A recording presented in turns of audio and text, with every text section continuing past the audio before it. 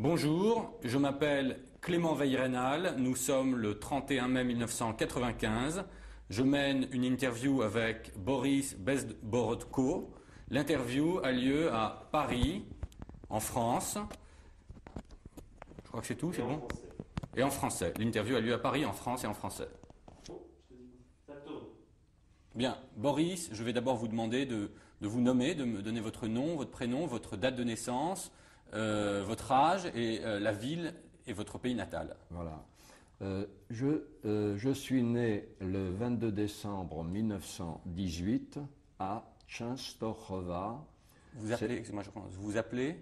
Je m'appelle Boris Bezborodko et je suis né le 22 décembre 1918 et à Częstochowa, qui est une ville située au sud-est de Pologne. Et j'y ai vécu jusqu'à l'âge de 9 ans et demi. Et il faut que je vous raconte comment je suis venu en France, car, coïncidence, ce jour de 31 mai 1995 est un anniversaire, car il correspond au jour où je suis arrivé en France, le 31 mai 1928. Et ma venue était assez curieuse dans la mesure où la situation familiale en Pologne pour nous était extrêmement difficile. Ma mère est restée veuve avec 10 enfants et moi j'étais le dernier des 10 enfants. Nous étions 4 frères et 6 sœurs et mon père était mort, j'avais 4 ans. Il est mort en 22 et je n'ai pas connu pratiquement mon père. Et donc je saute les années et je voudrais arriver à 1928. Mon frère, à cette époque, avait déjà été obligé de quitter Częstochowa et notre position à Częstochowa était assez curieuse, car mon père avait un passeport russe et Częstochowa était une ville dans ce que l'on appelle la résidence russe, étant donné que la Pologne a été partagée en 3 parties.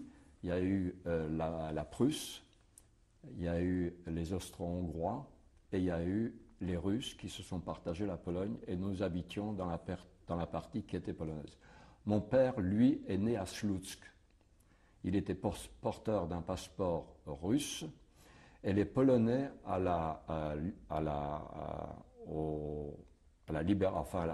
victoire de 18, les Polonais ne nous reconnaissaient pas comme citoyens polonais, alors que Częstochowa venait d'être occupée par les Polonais depuis donc l'armistice, et moi je suis né en décembre.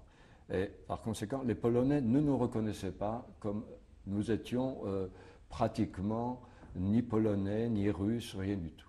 On avait une situation qui aujourd'hui on peut appeler une situation, je ne sais pas, le fait de l'identité était un terme d'ailleurs qu'on ne connaissait pas. Mais enfin, le fait est que la situation familiale était extrêmement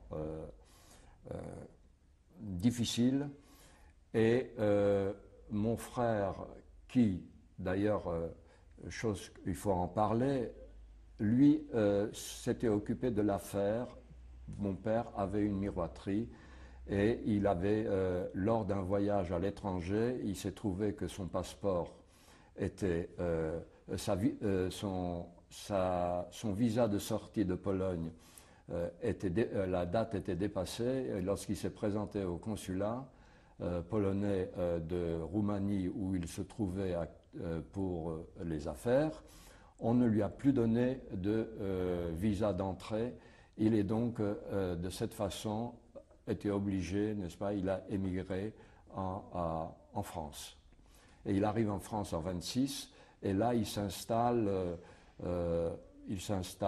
en tant que, il trouve du travail en tant que miroitier, argenteur de verre, et la personne auprès de laquelle il a trouvé du travail lui a permis de monter un petit atelier, et il a donc de ce fait, n'est-ce pas, créé une petite situation.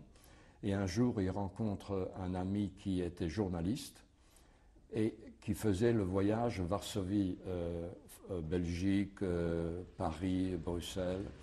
Et il lui a dit, si tu vas un jour en Pologne, demande à ma mère si elle veut bien te confier mon jeune frère pour que tu puisses me l'amener ici, que, étant donné ça sera une charge en moins pour ma mère. Donc c'est ainsi que les choses se sont passées. J'ai donc, avec l'autorisation de ma mère, cette personne qui s'appelait Shmulevich, qui était un peu un correspondant des journaux yiddish de la Pologne, et il faisait la navette entre et lors d'un de ses voyages, il demande à ma mère si elle veut bien lui confier, puisque son fils David lui en a parlé, et de cette façon je suis venu c'est lui qui m'a pris en charge et m'a amené, n'est-ce pas, à Saverne chez mon frère. Vous avez des souvenirs donc de la Pologne jusqu'à 9 ans Non, très très peu de souvenirs, pratiquement rien ma vie véritablement a commencé lorsque je suis arrivé et je suis venu à Saverne le 31 mai 1928. Et c'est là que les choses sont assez curieuses, surtout par rapport à l'époque que nous vivons maintenant. Je suis arrivé, je n'avais aucun papier, parce que l'ami de mon frère avait mis une condition pour me prendre en charge, si on obtient un visa de transit allemand. Pour le reste, il en fait son affaire. Étant donné que c'était un voyage qui était assez long, il allait à Danzig, il allait à Amsterdam, bon.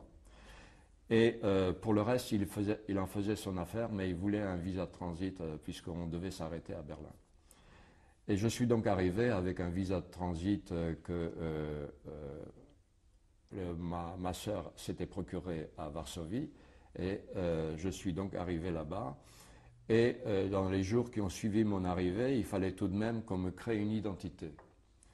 Et comme c'était une petite ville, Saverne, située à une quarantaine de kilomètres de Strasbourg, et mon frère était déjà connu du commissaire, et il me prend par la main, et il va trouver le commissaire, et il dit au commissaire, ma mère m'a envoyé mon jeune frère, il n'a pas de papier, il faut lui faire on ne parlait pas de carte d'identité à l'époque. Et alors il a demandé à mon frère comment il s'appelle, et mon frère, après quelques instants de réflexion, il lui dit, il s'appelle Boris. Or mon nom à la maison était Ber, qui se traduit Dov en hébreu. Et je ne sais pas ce qui a fait que mon frère a dit, il s'appelle Boris Bezborodko, et depuis, je suis sur tous les papiers Boris Bezborodko, et Boris Bezborodko était donc né la semaine qui a suivi le 31 mai 1918.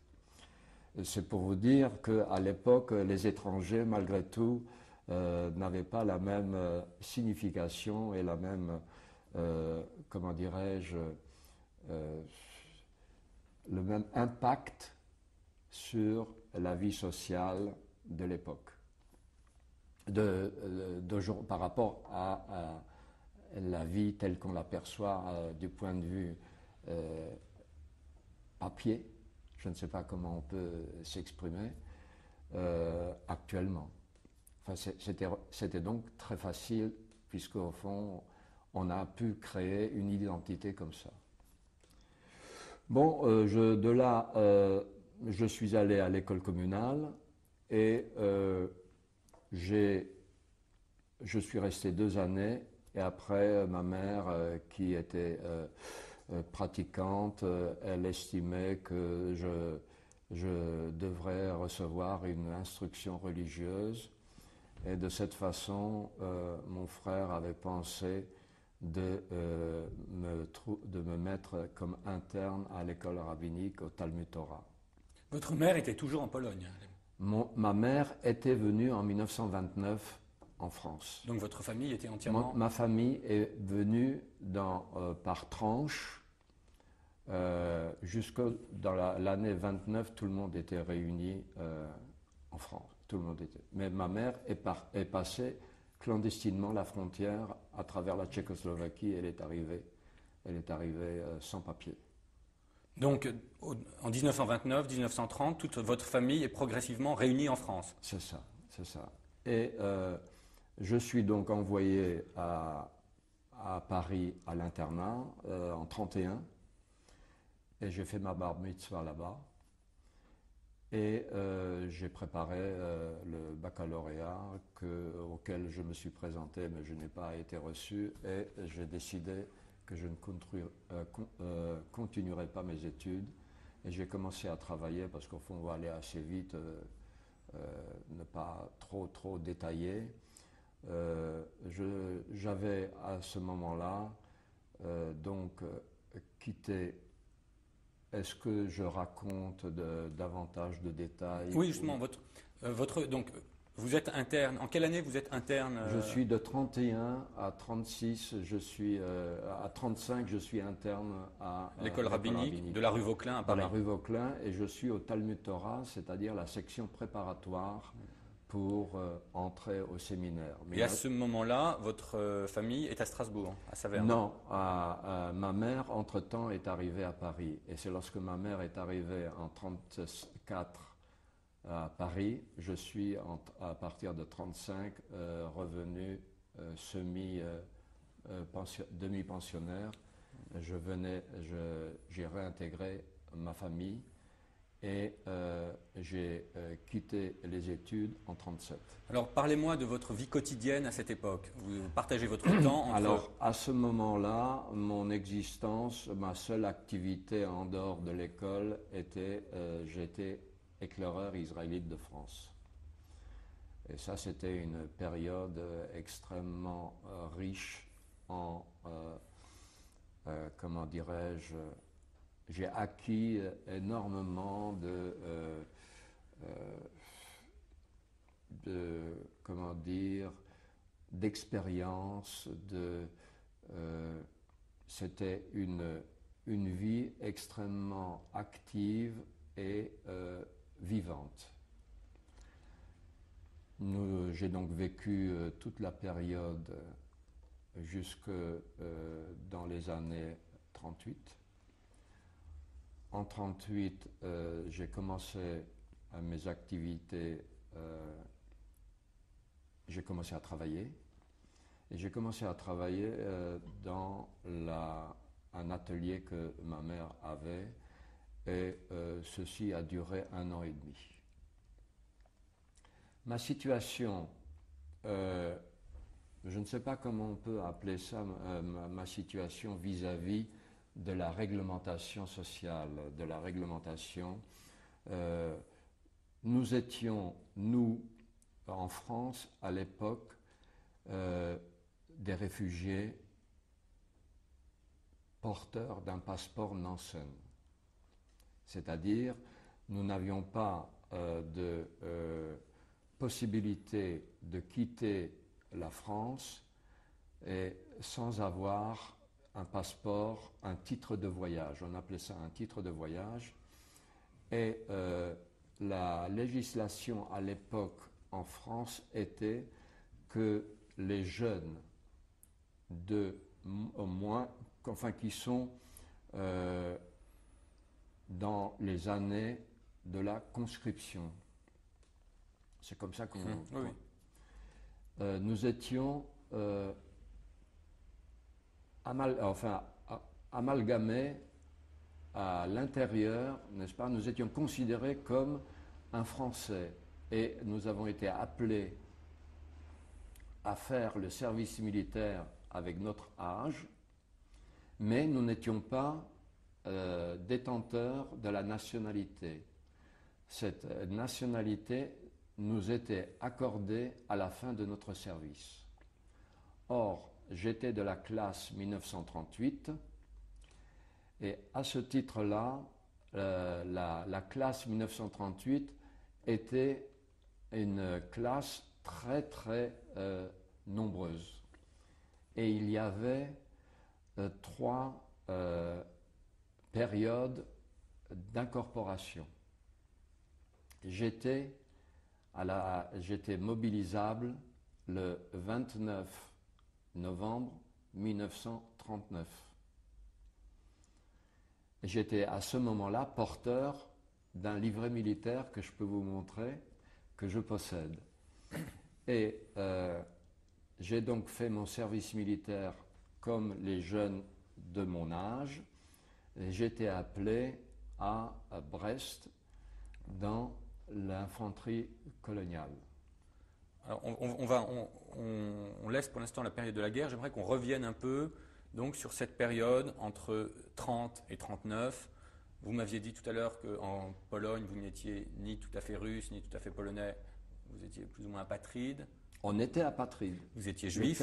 Oui. En Pologne, vous n'avez peu de souvenirs de la Pologne. Vous avez des souvenirs de vie juive en Pologne? Aucune. Oui, aucune. Vous arrivez en France, vous commencez à devenir un peu français et un peu juif aussi. Vous vous sentez quoi à ce moment-là? Vous êtes quoi? Je suis à ce moment-là, la question de nationalité ne s'était jamais posée, mais à vrai dire, j'ai pris surtout conscience avec la montée du nazisme, mais assez tard malgré tout. Ça a pris sa consistance, à vrai dire, lors de l'Anschluss, lors de l'année qui a précédé Munich. Alors, dans un premier temps, vous êtes interne rue Vauquelin. Parlez-moi de la vie juive, tant à l'internat que chez vous. Vous êtes un petit juif parisien. Je suis un juif parisien, mais naturellement, si je vous raconte tous les détails, ça va nous mener très loin. J'étais à l'école rabbinique, j'étais très content, n'est-ce pas, de l'instruction, parce qu'en définitive, il s'est trouvé que le Talmud Torah, à l'époque, n'était plus, à vrai dire, ce que était le Talmud Torah jusqu'alors, car à l'époque, on préparait le bachot en 4 années. On commençait par la 4e, 3e, seconde, première. En 4 années, on préparait un jeune pour... Bon. Or, il s'est trouvé qu'il devait y avoir déjà du relâchement, étant donné en plus, l'année où je suis arrivé à l'école rabbinique, le directeur de l'école était le grand rabbin Boer, venait de décéder. Et il y avait vacances de direction au séminaire de l'école rabbinique. Et au cours de... Moi, j'ai commencé avec le nouveau directeur de l'école rabbinique qui était le grand rabbin Libert, qui était d'ailleurs un homme très très sympathique, très très cultivé, et il était un spécialiste de l'histoire juive. Et le Talmud Torah a été pris en charge par Marcus Cohn, qui était un Strasbourgeois et qui avait une idée de créer un lycée juif en France. Et c'est avec lui, que nous avons été les premiers élèves de l'école Maïmonide. Parce que l'école Maïmonide a été créée lors du 8e centenaire de la naissance de Maïmonide, c'est-à-dire en 1935, et Maïmonide, la section préparatoire du Talmud Torah est devenue l'école Maïmonide. Et il y avait à l'époque Théo Klein, qui était un camarade de classe. L'ancien président du CRIF. C'est ça, c'est ça. Vous êtes 10 enfants à la Et maison. le frère de Katzmann, le Chazan de Copernic. Vous êtes 10 enfants à la maison autour de votre mère. Parlez-moi de la vie juive à la maison. Ma mère était veuve et par conséquent, ça crée un problème de vide. Mais mon frère aîné qui vivait avec nous, qui était célibataire, bien qu'il n'était pas pratiquant, enfin de tous les enfants, il n'y avait j'avais un frère qui était pratiquant. Et le vendredi soir, par respect pour notre mère, le kiddush était fait, la cuisine était cachère, et j'ai pratiquement mangé cachère jusqu'à l'âge de 18 ans. La cuisine était cachère, pas seulement le vendredi soir, tous les jours.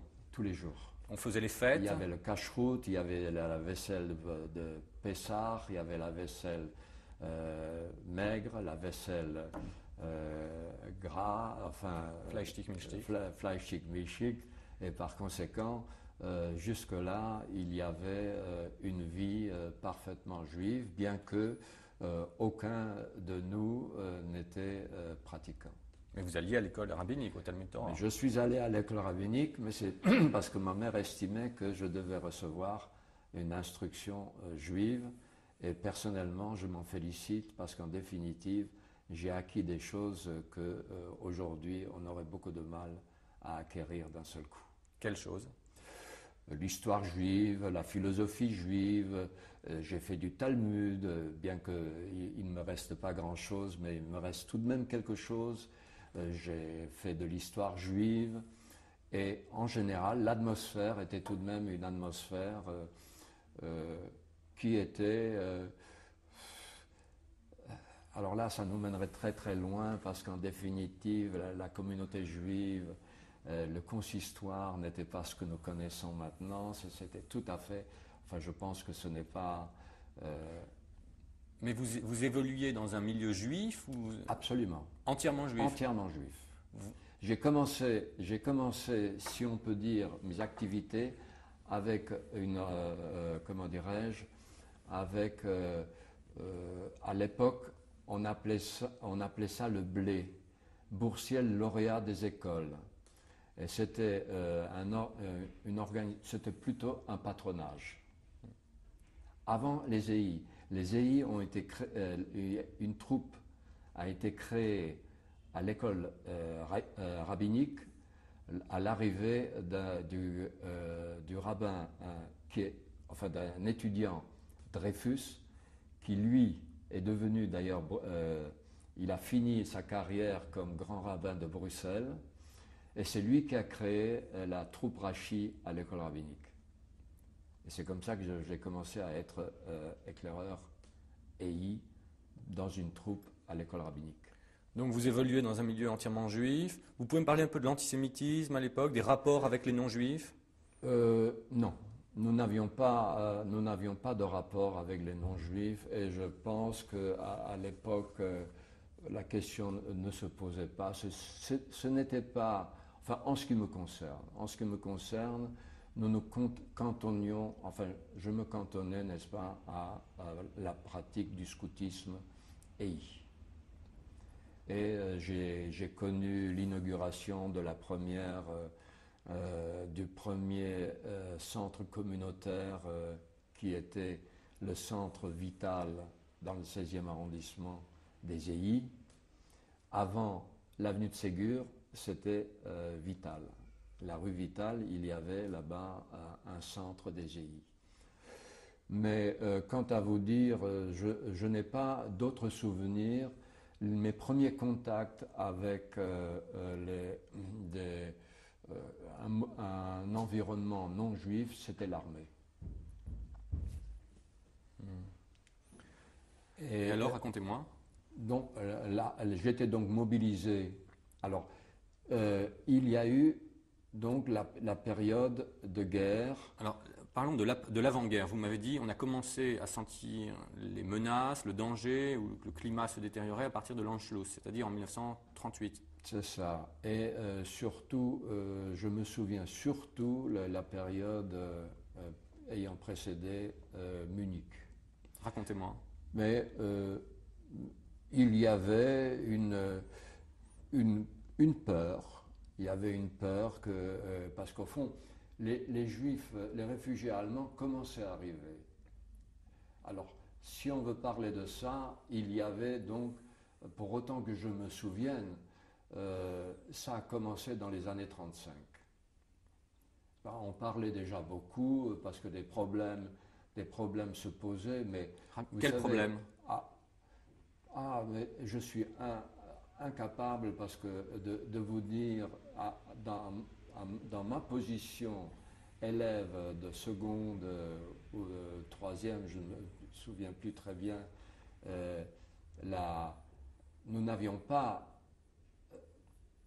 ne discutions pas tellement de ces problèmes, car je n'ai jamais milité dans aucun mouvement haloutzik, ni un mouvement sioniste. Je n'ai connu que les EI, et il faut dire que, en ce qui me concerne, je n'ai pas de souvenir. On avait certes parlé des réfugiés qui arrivaient, mais je ne suis incapable, je ne suis pas en mesure, étant donné que je n'ai aucune participation en ce qui me concerne, je n'étais pas impliqué dans les travaux de recueil ou d'aide aux réfugiés juifs qui arrivaient à l'époque d'Allemagne. Donc vous me dites, il y avait vous perceviez un problème antisémite en Allemagne? Oui, mais en France, nous connaissions, n'est-ce pas, l'action française, mais je ne suis pas en mesure de vous signaler, n'est-ce pas, des événements, si ce n'est que le 6 février 1934. Je me souviens de 6 février 1934, je n'ai pas été à la Concorde, mais il m'est arrivé au quartier latin, n'est-ce pas, de voir des manifestations, mais je ne peux pas vous dire des choses beaucoup plus précises que ça. L'antisémitisme n'était pas un sujet de préoccupation? Non, mais n'était pas... Non. Les seuls souvenirs que j'ai, c'était surtout qu'il y avait des mouvements qui se constituaient pour arriver à aider les gens qui arrivaient, qui avaient besoin d'une aide, soit matérielle, soit morale. Et alors après, 1938, l'Anschluss? Alors, depuis 1938, je me souviens, mon frère, qui lui a fait le service militaire volontaire, parce que, ayant passé l'âge du recrutement, de la conscription, hein, il était volontaire pour faire son service militaire, qu'il avait fait d'ailleurs à Orléans, dans l'intendance, et lui, lorsqu'il a fini son service militaire, il a reçu sa naturalisation. Mais je me souviens qu'en mars 1939, mon frère a été rappelé. Il a été rappelé, et pratiquement il a été libéré après Munich, et il a été appelé précédent Munich, il avait fait son service militaire bien avant, il a été donc rappelé, il a été libéré,